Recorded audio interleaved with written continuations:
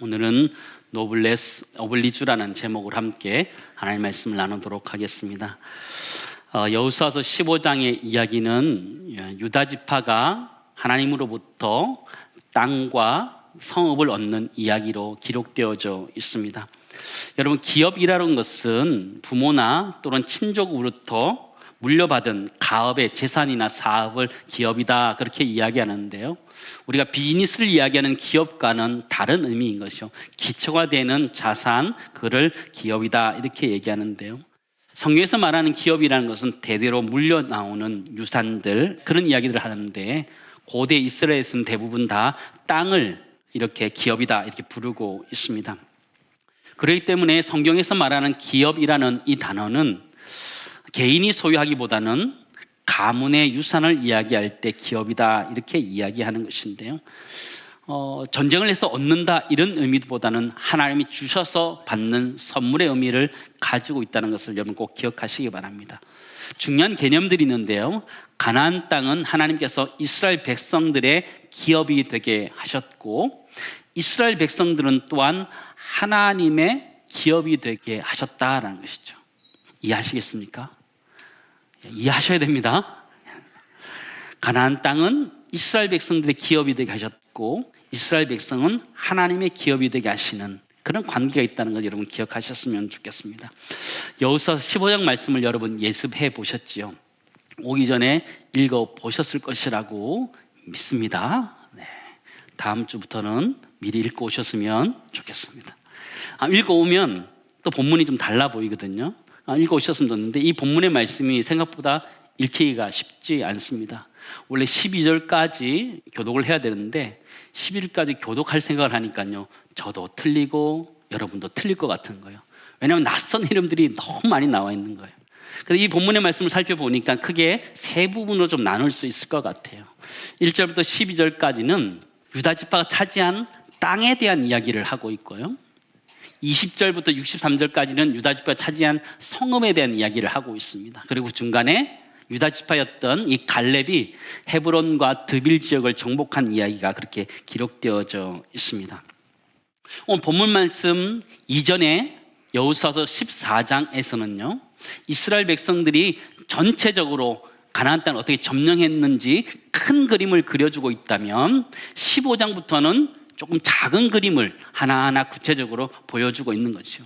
14장까지는 큰 그림, 큰 숲을 보여주었다면 15장부터는 나무 하나하나를 보여준다라는 것이죠. 그 첫 번째 나무가 무엇이냐면 유다 지파라는 것이죠. 근데 유다 지파는 이스라엘 백성들 가운데 장자인 첫째가 아니었습니다. 그건 넷째였음에도 불구하고 하나님 이스라엘 백성들이 정복해서 얻은 이 땅을 첫 번째 언급하는 지파로 유다 지파를 언급하고 있다는 것을 우리는 기억할 필요가 있습니다. 1절 말씀 보시기 바랍니다. 또 유다 자손의 지파가 그들의 가족대로 제비 뽑은 땅의 남쪽으로는 에돔 경계에 이르고 또 남쪽 끝은 신광야까지라. 유다 자손의 지파가 그들의 가족들대로 제비를 뽑았다, 성경이 이렇게 표현해 주고 있어요. 이스라엘 백성 12지파가 어떻게 땅을 분배받았는지 볼 필요가 있습니다. 지도를 잠깐 보여주시죠. 지도에 제일 아래쪽에 왼쪽에 보면 동그랗게 되어 있는 부분이 있죠. 저기가 시므온 지파가 받은 것이고, 그 주변에 있는 땅이 유다 지파가 받은 땅입니다. 아래쪽 밑에 시계 방향으로 7시 방향의 땅을 분배받은 것이죠. 좀 더 자세하게 좀 보여주시죠. 저기가 유다 지파가 얻은 땅입니다. 가운데 보이는 것은 시몬 지파가 받은 것이고, 둘러싸서 유다 지파가 받은 땅인데요, 왼쪽 보면 지중해 연안으로 보시면 블레셋 사람들이 주로 거주했던 지역이라는 것을 우리는 보게 되고요, 또 사해 근처에 가면 엔게이도 있고 그일라도 보여집니다. 또 자세히 보시면 중요한 도성들이 보여지게 되는데, 예루살렘과 또한 베들레헴과 헤브론과 같은 굉장히 중요한 도시가 이 유다 지파의 도시 안에 있다는 것을 우리는 발견하게 돼요. 그러니까 유다 지파가 얻은 이 땅은 너무나 중요한 땅, 핵심이 되는 땅을 지금 받았음을 우리는 보게 돼요. 넷째 아들이었음에도 불구하고 받게 되는 거죠. 여러분, 새해가 되면서 성경 읽기를 시작했을 텐데요, 그러나 우리 읽다 보면 매번 이렇게 주춤하게 되고 어려워지는 데가 있습니다. 레위기 들어가서 어려워지는 거죠. 우리 한국 분들이 제일 잘 아는 성경이라 그러면 창세기, 출애굽기일 것 같아요. 레위기부터는 굉장히 고난의 시간들을 넘겨야 돼요. 그걸 넘기고 나면 좀 나아지죠. 민수기, 신명기, 여호수아 이렇게 사사기 쭉 갈 수 있지요. 근데 오늘 성경 본문을 15장을 쭉 읽는데 그런 느낌이 들었습니다. 이게 뭔 말인지 읽어도 잘 모르겠는 거예요. 왜냐하면 이 지명이 우리의 지명이 아니기 때문에 어디 있는지 금방금방 들어오지 않기 때문에 참 어려운 것 같아요. 15장을 다 읽었는데 제 마음속에 이게 시험이 드는 거예요. 하나님 또 어쩌라고 또 이렇게 본문을 이렇게 어려운 본문을 주셨을까 그런 마음이 드는 거죠.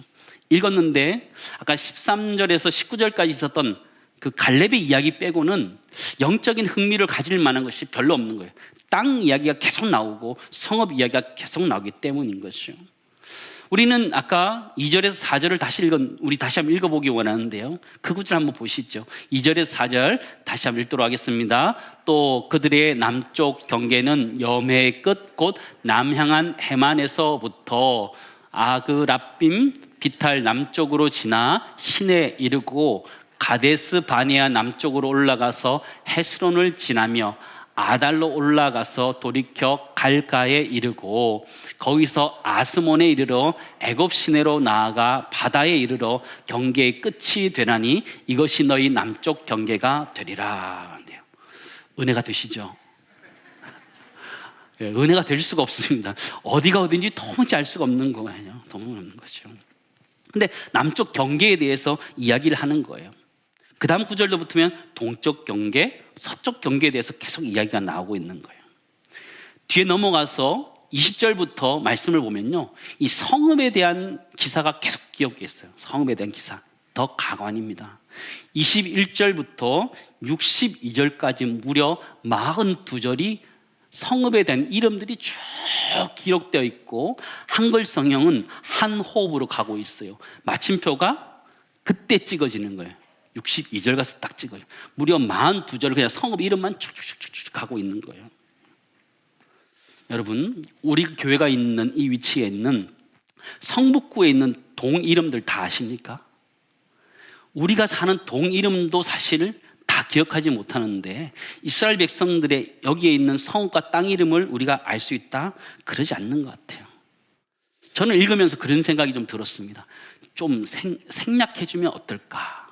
좀 뭉뚱그려서 좀 얘기해주면 어떨까? 그런 생각이 좀 들었습니다. 그렇지 않으세요? 어차피 읽어도 모르는데 좀 이렇게 생략해서 뭉뚱그려주면 얼마나 좋을까? 그런 생각을 했는데요. 여호수아는 그럼에도 불구하고 일일이 하나하나 다 기록하고 있다라는 것이죠. 그렇다면 여호수아가 분명한 어떤 의도를 가지고 이렇게 기록하고 있다는 것을 우리는 생각하게 됩니다. 여호수아가 우리를 좀 입장을 바꿔놓고 좀 생각해 봤으면 좋겠습니다. 성북구를 하나님께서 여러분 가문에 유업으로 주셨다라고 한번 가정해 보도록 하겠습니다. 좋으시죠? 네, 유업으로 여러분에게 성북구 통째로 주셨다 한번 생각해 보시기 바랍니다. 서울 지도를 한번 보여주시죠. 네, 성북구가 어디 있습니까? 네, 저기 위에 12시에서 1시 사이에 가다가 있습니다. 성북구에 가 있죠. 서울시는 25개 행정구로 되어져 있습니다. 되어져 있고요. 거기 성북구, 거기를 유산으로 받았다 한번 가정해 보는 거죠. 이스라엘 백성처럼 유다 자손이 그 지역을 분배받은 것처럼 우리가 성북구를 받았다 한번 생각해 보시죠. 성북구는 몇 개 동으로 되어 있을까요?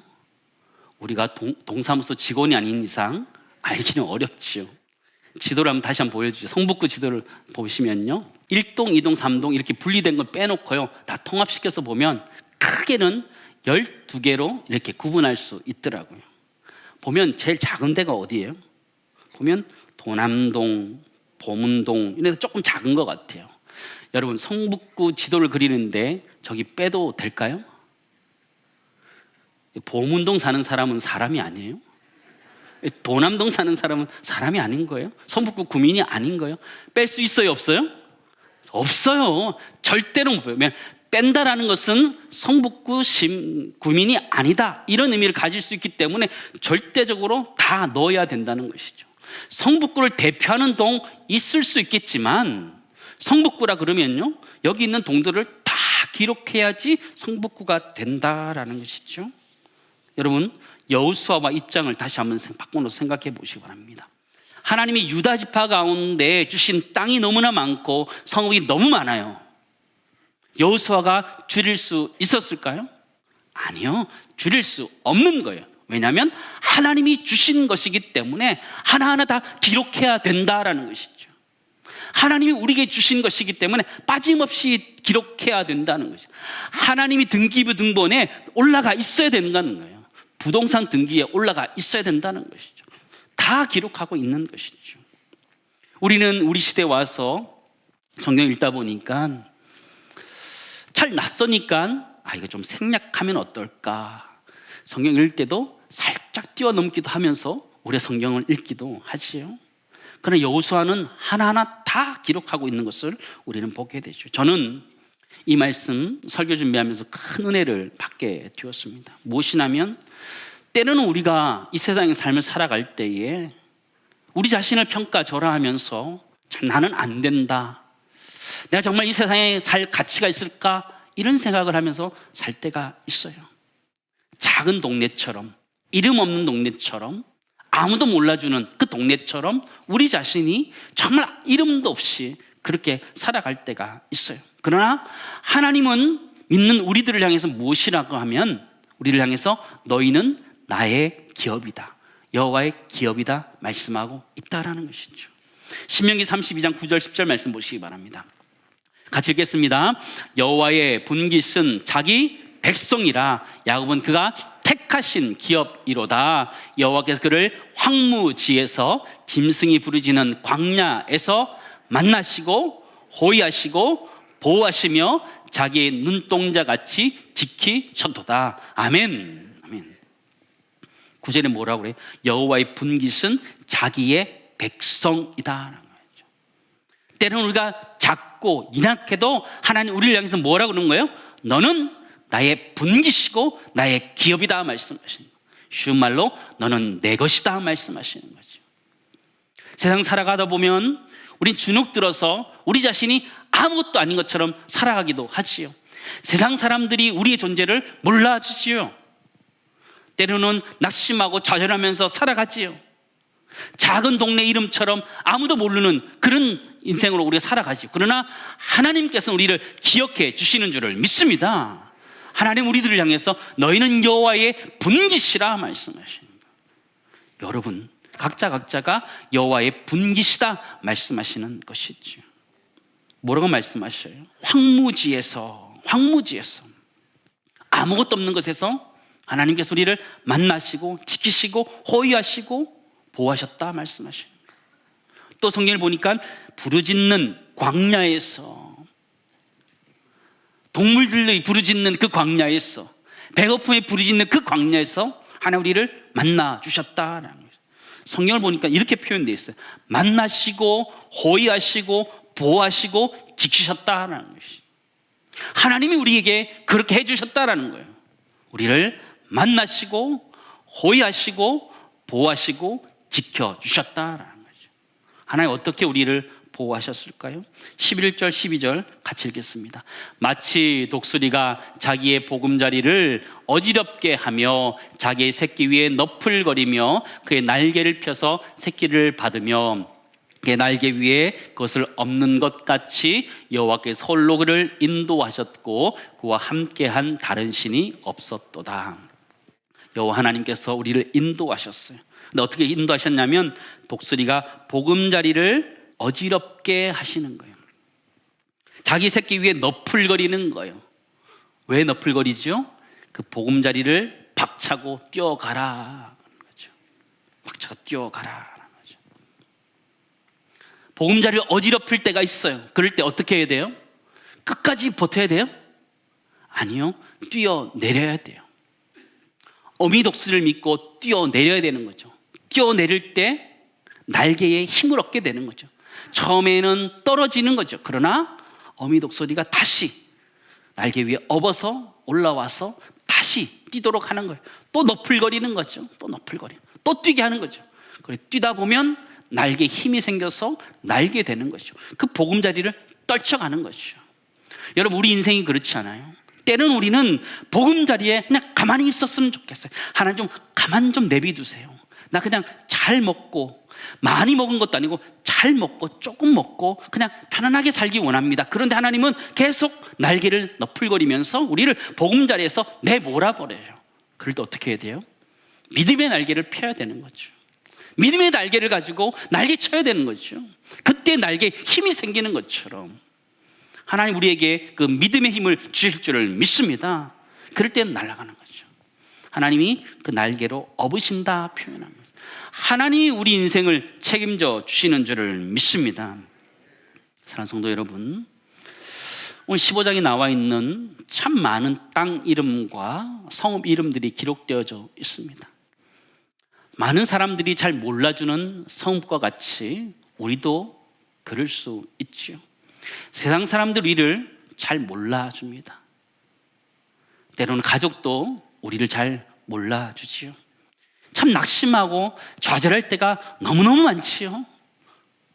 내가 이 땅에 살아갈 이유가 있나?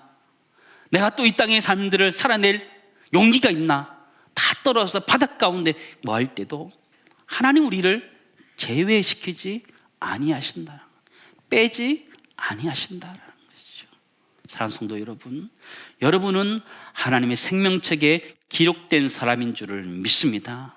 성읍이 다 기록된 것처럼 우리의 이름들이 기록되어져 있다는 걸 기억하면서 하나님 우리 인생을 붙들어서 가고 있다는 걸 기억하며 우리 믿음의 삶들을 살아낼 수 있기를 간절히 소망합니다. 첫 번째 정리하기 원하는 것은요, 하나님은 우리가 아무리 연약해도 때로는 넘어지고 자빠지고 깨지고 그래도 하나님이 우리를 자신의 기업에서, 자신의 분기돼서, 자신의 것에서 어떻게 하신다? 빼지 아니하신다. 빼지 아니하신다라는 걸 여러분 기억하면서 하나님께 꼭 붙들려 살아가는 은혜가 우리 모두의 있기를 간절히 소망합니다.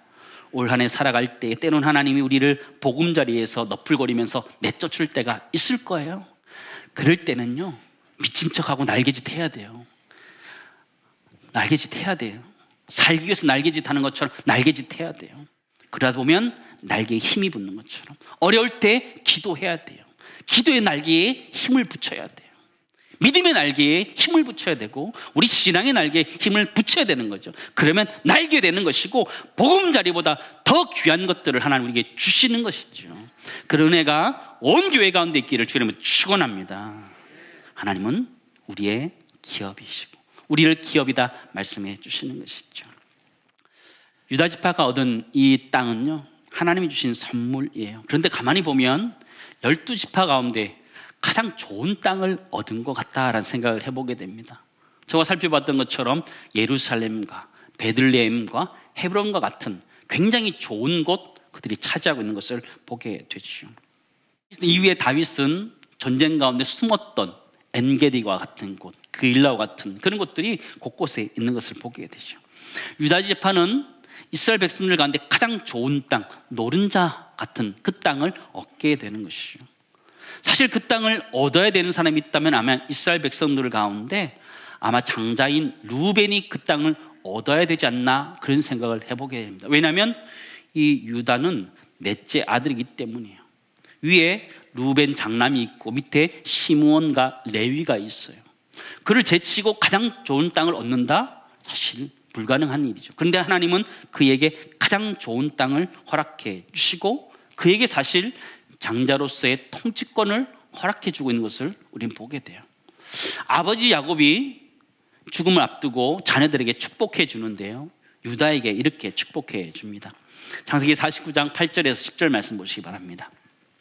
유다야, 너는 내 형제의 무엇이 되자? 찬송이 될지라. 내 손이 내 원수의 목을 잡을 것이요 내 아버지의 아들들이 내 앞에 절하리로다. 유다는 사자 새끼로다. 내 아들아, 너는 움킨 것을 찢고 올라갔도다. 그가 엎드리고 웅크림이 수사자 같고 암사자 같으니 누가 그를 범할 수 있으랴. 10절 같이 읽습니다. 그가 유다를 떠나지 아니하기를 실로가 오시기까지 이르리니 그에게 모든 백성이 복종하리로다. 유다가 형제들의 찬송이 될지다. 형제들이 유다를 노래할 것이다, 찬양할 것이다, 경배할 것이다, 이렇게 얘기하는 거예요. 내 아버지 아들들이 내 앞에 절할 것이다, 이렇게 하는 거예요. 통치권을 주는 거예요. 10절에도 보면 규가 유다를 떠나지 않고 지팡이가 떠나지 않겠다, 이렇게 표현해주고 있어요. 여러분, 규라는 것이 무엇이에요? 규라는 것은요, 지파 또는 지팡이를 의미하는 거예요. 왕이 들었던 왕홀과 같은 것이죠. 규를 들었다라는 것은요, 통치자가 되었다, 이 얘기를 이해하는 거예요. 유다가 장자로서의 통치권을 이미 야곱의 유언대로 받았음을 보게 되죠. 사실 그 말씀 그대로 그 가문 가운데 다윗 왕이 나타나게 되고 예수 그리스도가 오게 된다는 것을 우린 보게 되죠. 유다는 아버지로부터 장자의 그 통치권을 받게 되는 장면을 우리에게 보여주고 있습니다. 근데 우리는 유다가 보면 그냥 가만히 있다가 좋은 것을 얻은 것 같이 생각합니다. 재벌집 막내 아들처럼 그냥 가만히 있다가 받은 것 같이 생각해요. 그러나 이 유다는 재벌집 막내 아들이 아니에요. 사실 재벌집 막내 아들과 같은 사람은 바로 요셉이었다라는 걸 우린 잘 알고 있죠. 요셉은 태어났을 때 아버지가 채색 옷을 입혀서 살게 해 주었습니다. 아버지가 특별 대우한 거지요. 잘 한 거지요. 형들의 시기를 받아서 팔려가지고 미디안 사람에게 또 애굽 사람에게 가게 되죠. 산전수전 다 겪습니다. 가족들과 다 떨어져 혼자 외로이 살죠. 그는 죄인이 되기도 합니다. 그러나 하나님의 은혜 가운데 그는 다시 회복되어서 애굽의 총리까지 이르게 되죠. 애굽의 총리가 되었을 때 그가 아버지를 다시 만나게 되는데 아버지가 그에게 축복하고 가지요.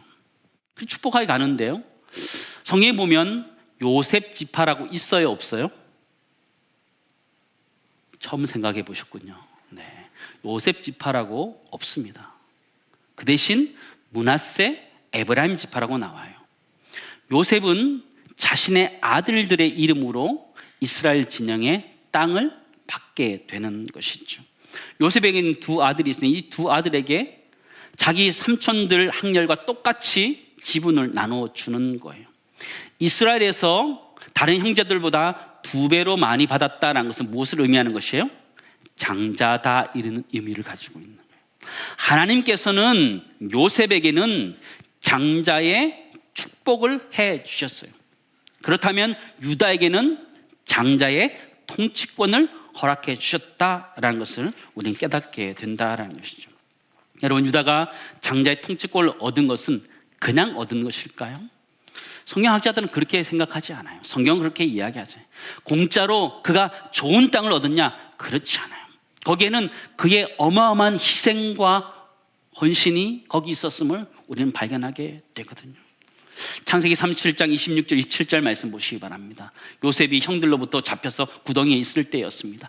유다가 자기 형제에게 이르되 우리가 우리 동생을 죽이고 그의 피를 덮어둔들 무엇을 유익할까? 자, 그를 이스마엘 사람에게 팔고 그에게 우리 손을 대지 말자. 그는 우리의 동생이요 우리의 혈육이니라 하매 그의 형제들이 청종하였더라. 첫 번째 형 루벤이 자리 없을 때 죽음의 위기가 왔습니다. 이 요셉이 죽을 만한 그때에 유다가 나서서 대안을 제시합니다. 우리가 손을 대지 말자, 그를 살려두자, 그를 차라리 팔자, 이렇게 선회하도록 하는 거죠. 요셉을 살리기 위해서 대안을 제시했던 사람이 유다라는 사람이었습니다. 또 유다는 자신의 며느리 다말과의 관계 속에서 아이를 잉태케 했던 사람이었습니다. 그러나 자신이 그것을 알게 되었을 때에 그것을 공개합니다.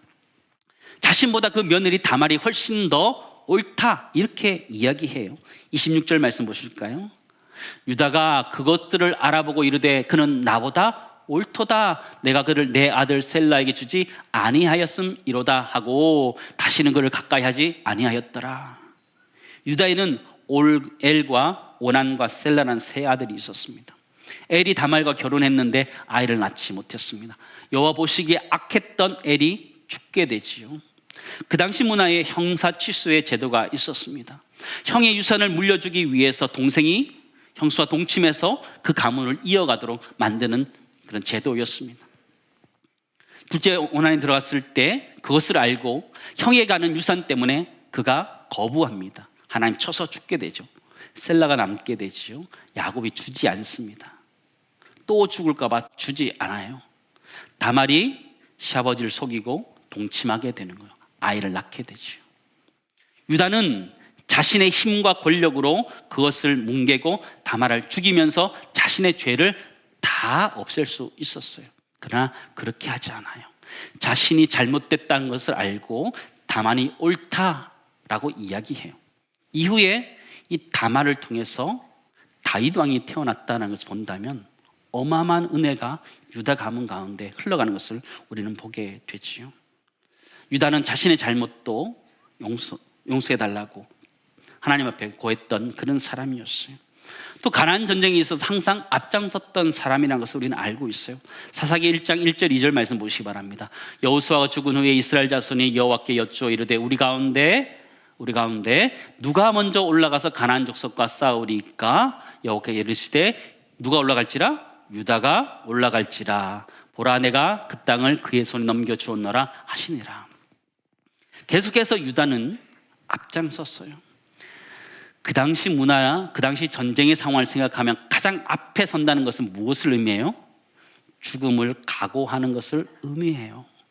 칼과 창의 전쟁에서 제일 앞선다는 것은요, 죽음을 의미하는 거고 희생을 의미하는 것이었어요. 유다는 장자가 아니었지만 장자다운 책임을 다하는 사람이었다는 것을 우리는 계속해서 발견하게 돼요. 전쟁에서 앞서서 희생하고 자신의 잘못을 인정하고 형제를 살리기 위해서 노력하는 사람이었던 것을 우리는 발견하게 되지요. 그는 장자처럼 행동했던 사람이라는 것을 우리는 발견하게 돼요. 창세기 44장 32절 33절도 보시지요. 주의 종이 내 아버지에게 아들을 담보하기를 내가 이를 아버지에게로 데리고 돌아오지 아니하면 영영이 아버지께 죄짐을 지으리다 하였사오니 이제 주의 종으로 그 아이를 대신하여 머물러 있어 내 주의 종이 되게 하시고 그 아이는 그의 형제들과 함께 올려 보내소서. 어떤 내용이냐면 이스라엘의 야곱의 아들들이 양식이 떨어져서 애굽의 곡식을 구하러 가는 거예요. 그곳에 요셉은 총리로 있었던 때이죠. 요셉이 그들의 이야기를 듣다가 동생 베냐민을 데리고 오면 양식을 주겠다 그럽니다. 데리고 갔다가 베냐민을 책잡게 되는 거죠. 몰래 곡식 자루 안에 잔과 다른 것들 넣어놓으면서 그가 훔쳤다라고 얘기하면 그를 붙잡게 되죠. 그때 유다가 나서서 차라리 자신이 대신 잡히겠다라고 하면서 자신을 희생하는 모습을 보게 되죠. 유다라는 사람은요, 끊임없이 자신을 희생했던 사람이었어요. 형제들을 위해서, 요셉을 위해서, 베냐민을 위해서 계속적으로 희생했던 사람이라는 것을 우리는 보게 되죠. 사랑하는 성도 여러분, 유다가 축복받은 이유가 무엇일까요? 유다가 그렇게 좋은 땅을 얻었던 이유가 무엇일까요? 그가 헌신했기 때문에 하나님 주셨다? 1대1로 대입하기는 어려워요. 그러나 우리는 충분히 이해할 수 있는 것은 그가 그렇게 헌신하는 사람이었기에 하나님 그를 축복하지 않을 수 없었던 것이죠. 사랑하는 성도 여러분, 한국 교회가 언제 복을 받았나요? 우리 모두가 하나님 앞에 헌신하였을 때에 한국 교회는 복을 받았고 그 복이 우리 자자손손 흘러갔던 거예요. 우리 한국은요, 소망이 없던 나라였어요. 일제강점기를 지났어요. 6.25 전쟁을 치렀어요. 아무것도 없는 폐허 가운데서도 한강의 기적을 이루면서 일어날 수 있었어요. 그 중심에 무엇이 있었어요? 한국 교회의 신앙이 있었고 우리 선조들의 신앙이 그곳에 있었어요. 그들이 그렇게 부르짖고 기도하고 독립을 위해서 애쓰고 평화를 위해서 애썼을 때에 하나님 이 한국에 복을 주신 줄을 믿습니다. 사랑하는 성도 여러분, 노블레스 오블리주라는 말을 여러분 들어보셨을 것입니다. 노블레스라는 것은요, 귀족, 고귀하다 이런 뜻을 가지고 있고요. 오블리주는요, 의무, 책임 이런 뜻을 가지고 있습니다. 귀족은 귀족다운 책임을 다해야 된다 이런 이야기를 하는 것이죠. 우리 그리스도인들은 왕 같은 제사장이에요. 그렇다면 우리 모두도 이 사회 가운데 왕 같은 제사장으로서의 책임을 다해야 될 줄을 믿습니다. 우리 그게 필요한 거예요. 그리스도인 다움이 이 사회 가운데 필요하다라는 것이죠. 한국 사회가 다시 한번 회복되기 위해서는 한국 교회가 회복되어지고 우리가 회복되어져야 돼요. 한국 사회 가운데 한국 교회가 희망이 되어야 된다면 희망 이전에 우리가 희생해야 된다는 것을 여러분 잊지 마시기 바랍니다. 한국 교회가 희생할 때, 그리스도인들이 희생할 때에 하나님께서는 희망이 되게 하실 줄을 믿습니다. 여러분, 희망이 되기 위해서는 희생이 필요하다는 걸 여러분 잊지 마시기 바랍니다. 사랑하는 성도 여러분, 우리는 이 땅에 살아가는 왕 같은 제사장입니다. 그렇다면 노블리스 오블리주라는 말처럼 우리들에게는 그런 책임이 필요합니다. 거룩함의 책임이 필요하고 희생이 필요하다라는 걸 기억하면서 우리 자신을 희생해서 이 사회를 살려갈 수 있는 은혜가 우리 모두 있기를 간절히 소망합니다. 축복은 그런 자에게 주어지는 것이라는 것이죠. 마지막 두 번째 나누기 원하는 것은요, 우리는 왕 같은 제사장으로서 노블레스 오블리주를 실천하면서 살아가야 되는 존재들이라는 것을 잊지 마시기 바랍니다. 이제 말씀을 정리하도록 하겠습니다. 때로 우리 인생을 살아가다 보면 참 여기 적혀있는 성읍과 같이 아무 이름도 없는, 잘 모르는 그런 사람들 같이 살아갈 수도 있습니다. 참 별거 아닌 것처럼 생략해도 될 만한 우리 인생 같아 보이기도 합니다. 다른 사람 눈에는 아무것도 아닌 그런 인생처럼 보여지지만 하나님 우리들을 향해서 너희는 나의 분깃이다, 나의 기업이다, 너는 내 것이다 말씀하시는 거죠. 때는 우리의 보금자리가 어지럽혀지고 너풀거려지고 떨어지는 것 같은, 죽을 것 같은 그런 상황이 있을 때는 날개를 펴서 날개짓을 해야 되는 것이죠. 살기 위해서 날개짓을 해야 되는 거예요. 기도의 날개를 피고 믿음의 날개를 피고 거기에 힘이 붙을 때까지 펄럭거려야 되죠. 때로는 떨어질 때 하나님께서 다시 낚아채서 우리를 위로 올라가게 하실 거예요. 결국 우리 믿음의 날개에 힘을 얻었을 때는 창공을 날아다니는 그런 은혜가 우리 가운데 있게 된다는 걸 기억하면서 우리가 하나님의 분깃이라는 것을 잊지 마시기 바랍니다. 나는 하나님의 것이다 라는 것을 잊지 않으셨으면 좋겠고, 또 우리는 왕 같은 제사장들입니다. 유다가 자신의 형제들을 위해서 끊임없이 헌신했을 때 하나님 큰 축복으로 그에게 되갚아 주었던 것처럼 우리가 공동체를 위해서 헌신하며 희생할 때에 하나님 우리에게 더 좋은 것들로 채워줄 것이라는 기억하면서 영적인 노블레스 오블리주를 실천하는 우리 모두가 되기를 간절히 소망합니다.